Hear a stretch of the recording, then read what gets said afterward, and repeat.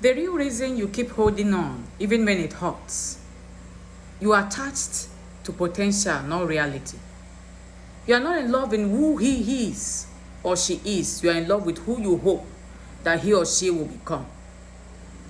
Many men or women fall in love with a vision. What a man could be if he changes, what a woman could be if she changes, grows, or finally chooses them. You start building a future based on glimpses, not consistency. He has so much potential. She has so much potential. I know he will change. I know she will change. He just needs time. She just needs time. But the reality says he or she is inconsistent. He or she is emotionally unavailable.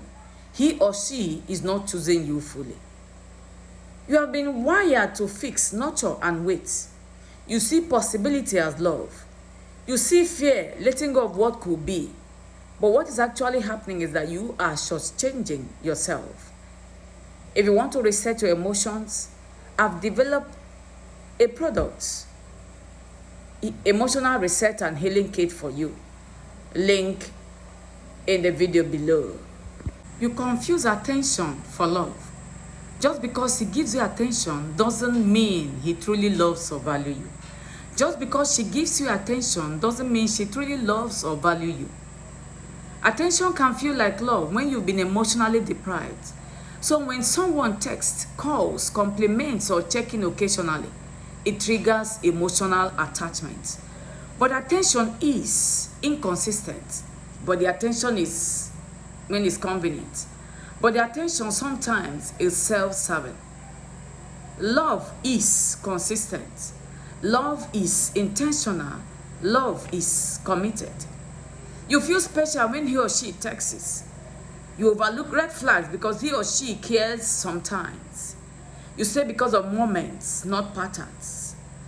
Emotional hunger makes crumb feel like a full meal, and you are not experienced consistent, healthy love. Your self-worth is tied to how much attention you receive. Don't measure love by intensity of attention. Measure it by consistency of action. You fear being alone. You are not staying because he or she is right. You are staying because living feels empty. The fear of being alone can keep you in relationships that are draining, confusing, and even painful. You tolerate what you shouldn't because loneliness feels worse. What if I don't find someone else? At least I have somebody else. At least I have someone. Settling for less than you deserve is not good for you. Why does this happen? This happens because you haven't built emotional security within yourself. This happens because you equate being alone with being unwanted. This happens because you've attached your identity to relationships. But the truth is, being alone is not the problem. Being empty within yourself is. Learn to become whole on your own so you don't settle out of fear. You don't keep choosing the wrong man or wrong woman because you are unintelligent. You do it because you are emotionally attached to potential. You are mistaking attention for love. You are afraid of being alone. So transformation begins when you see clearly, when you choose yourself, and when you heal deeply.